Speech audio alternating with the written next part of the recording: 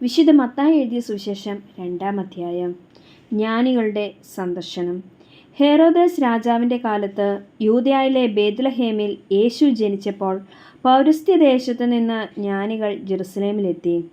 അവർ അന്വേഷിച്ചു, എവിടെയാണ് യഹൂദന്മാരുടെ രാജാവായി ജനിച്ചവൻ? ഞങ്ങൾ കിഴക്ക് അവൻ്റെ നക്ഷത്രം കണ്ട് അവനെ ആരാധിക്കാൻ വന്നിരിക്കുകയാണ്. ഇത് കേട്ട് ഹെരോദസ് രാജാവ് അസ്വസ്ഥനായി. അവനോടൊപ്പം ജെറുസലേം മുഴുവനും. അവൻ പ്രധാന പുരോഹിതന്മാരെയും ജനത്തിനിടയിലെ നിയമജ്ഞരെയും വിളിച്ചുകൂട്ടി ക്രിസ്തു എവിടെയാണ് ജനിക്കുന്നതെന്ന് ചോദിച്ചു. അവർ പറഞ്ഞു, യൂദയായിലെ ബേത്ലഹേമിൽ. പ്രവാചകൻ എഴുതിയിരിക്കുന്നു, യൂദയായിലെ ബേത്ലഹേമേ, നീ യൂദയായിലെ പ്രമുഖ നഗരങ്ങളിൽ ഒട്ടും താഴെയല്ല. എൻ്റെ ജനമായ ഇസ്രായേലിനെ നയിക്കാനുള്ളവൻ നിന്നിൽ നിന്നാണ് ഉദ്ഭവിക്കുക.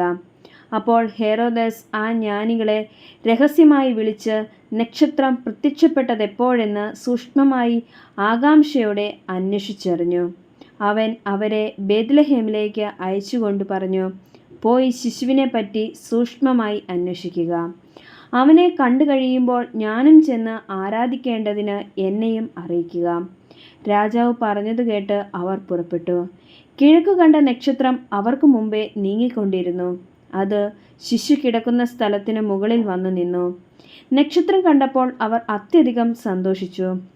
അവർ ഭവനത്തിൽ പ്രവേശിച്ച് ശിശുവിനെ അമ്മയായ മറിയത്തോടുകൂടി കാണുകയും അവനെ കുമ്പിട്ട് ആരാധിക്കുകയും ചെയ്തു. നിക്ഷേപ പാത്രങ്ങൾ തുറന്ന് പൊന്നും കുന്തിരിക്കവും മീറയും കാഴ്ചയർപ്പിച്ചു. ഹെരോദസിൻ്റെ അടുത്തേക്ക് മടങ്ങിപ്പോകരുതെന്ന് സ്വപ്നത്തിൽ മുന്നറിയിപ്പ് ലഭിച്ചതനുസരിച്ച് അവർ മറ്റൊരു വഴിയെ സ്വദേശത്തേക്ക് പോയി. ഈജിപ്തിലേക്കുള്ള പലായനം.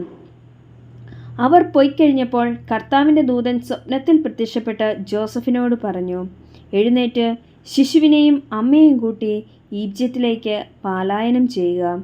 ഞാൻ പറയുന്നതുവരെ അവിടെ താമസിക്കുക. ഹെരോദസ് ശിശുവിനെ വധിക്കാൻ വേണ്ടി ഉടൻ അന്വേഷണം തുടങ്ങും. അവൻ ഉണർന്ന് ശിശുവിനെയും അമ്മയെയും കൂട്ടി ആ രാത്രി തന്നെ ഈജിപ്തിലേക്ക് പോയി. ഹെരോദസിൻ്റെ മരണം വരെ അവിടെ വസിച്ചു.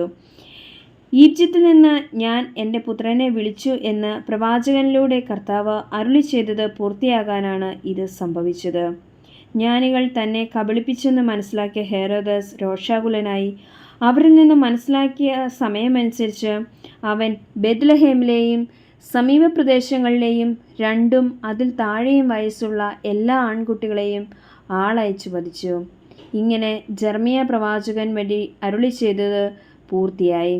റാമായിൽ ഒരു സ്വരം, വലിയ കരച്ചിലും മുറവിളിയും. റാഹേൽ സന്താനങ്ങളെക്കുറിച്ച് കരയുന്നു. അവളെ സ്വാന്തനപ്പെടുത്തുക അസാധ്യം, എന്തെന്നാൽ അവൾക്കും സന്താനങ്ങൾ നഷ്ടപ്പെട്ടിരിക്കുന്നു. തിരിച്ചുവരവ്.